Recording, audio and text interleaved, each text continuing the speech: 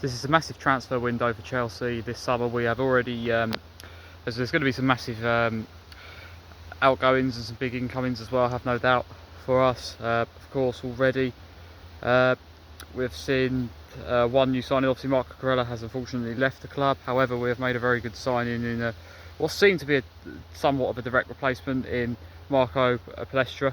Really good, exciting player there. I think we've got. I'm really pleased with that.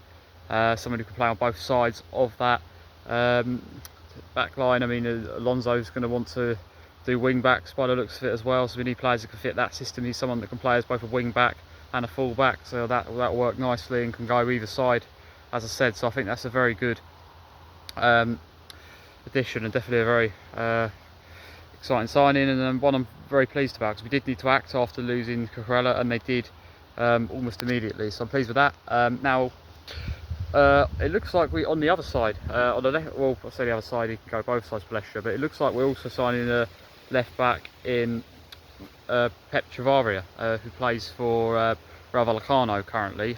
This would only be 10 million from what I'm hearing as well, so this would be a very good addition, and I think we'll see how that develops, but that does look like that might be the next move from us in this window. Now, other parts of the defence, obviously this is where there could be a lot of outgoings. With two new fullbacks coming in, I've got a feeling we might well see Malo Gusto leave the club as well.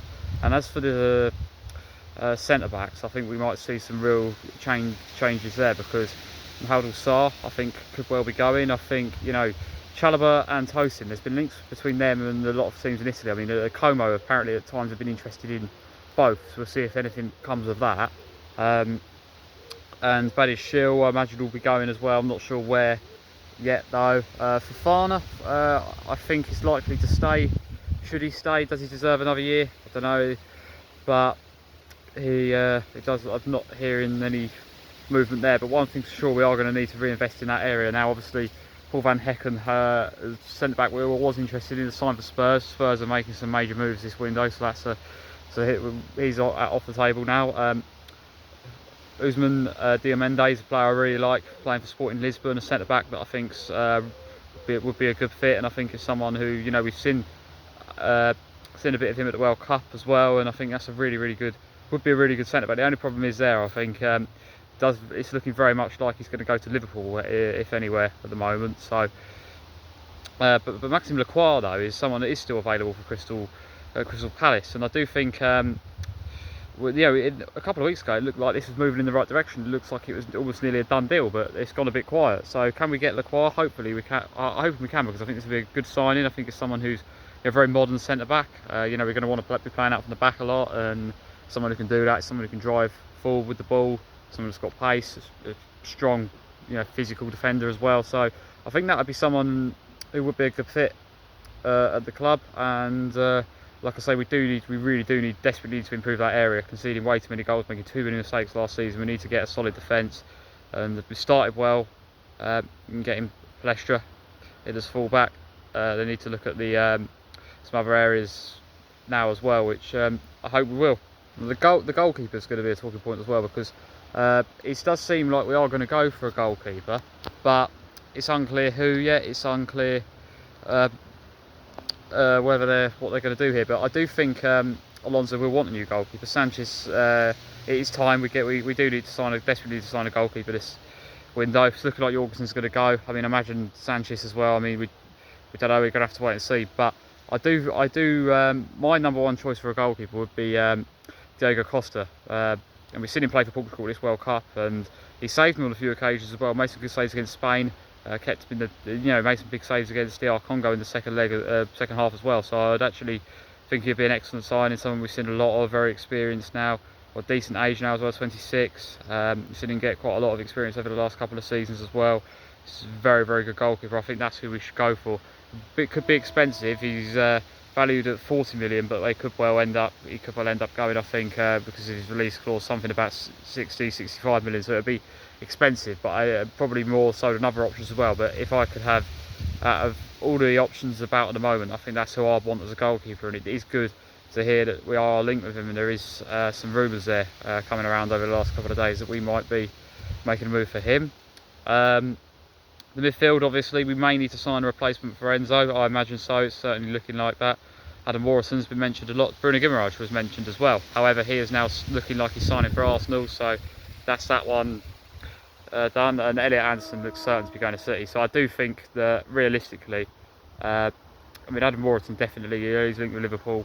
I definitely think he's still in the conversation. And there's some other players as well around. They might have someone else in mind, but one thing's for sure, if Enzo does we need a replacement. Granit Xhaka will not be coming now. 10 million we initially put in, then 12, didn't budge.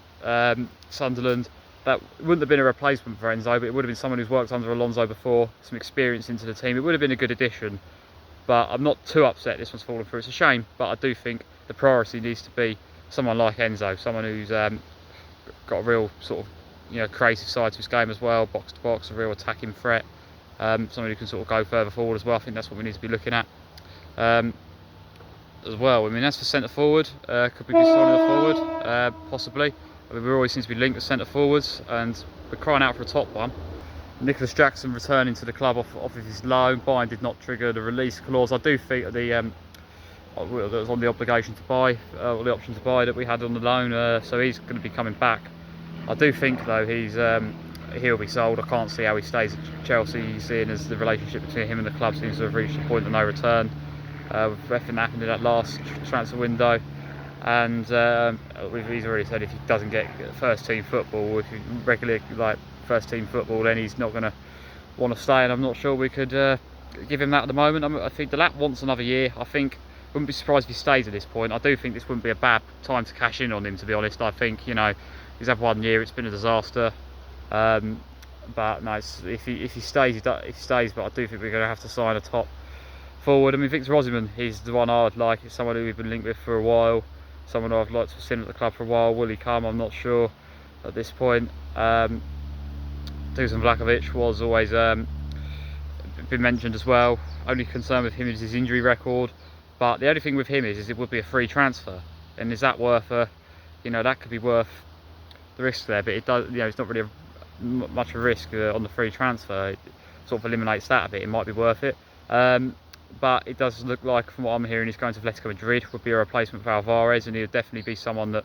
Simeone would want. Vlahovic is the type of player he would really like, so I think Alvarez, it's unfortunate as well we missed out on him, because Alvarez is someone that we've had opportunities to sign. We could have signed, it would have been expensive, but who really cares? With the modern football, the amount of money these owners have spent, it would have been spending it wisely on Alvarez. But we've had opportunities to sign him over the last 2 summer transfer windows and have failed to do so. So this is what happens. We're going to end up missing out on him now, which is a shame.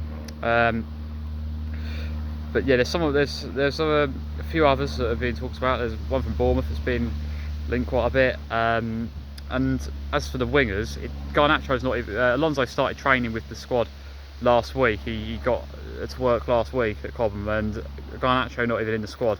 I do think he shows you that that's probably his time up at the club after 1 year, and apparently we put him up for sale on the market. We're not considering a loan. 40 million we're asking for, so if we can get that, then to be honest, we've not lost anything there.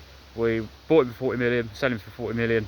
At the end of the day, I don't actually think it's not worked. It's been a disaster. I think his attitude is going to be a major problem, and I think yeah, he's definitely talent, but he just seems to be off the field.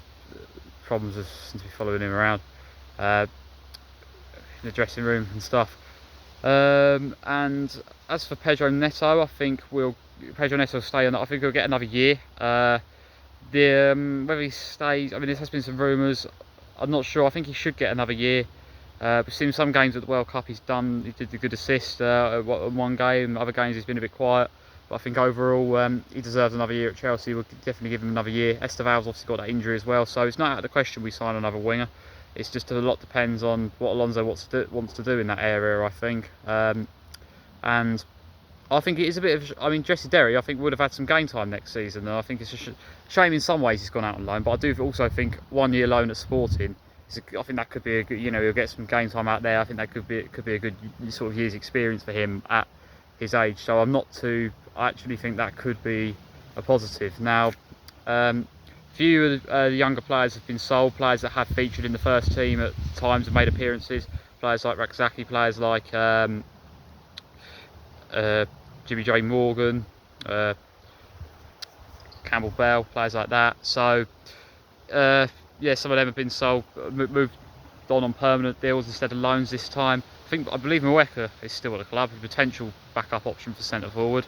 But we've obviously got Menga coming over off his loan at Strasbourg as well now. Definitely a promising player. Will he lead the line for Chelsea next season? I think he will definitely feature at times. I definitely going to be in that squad.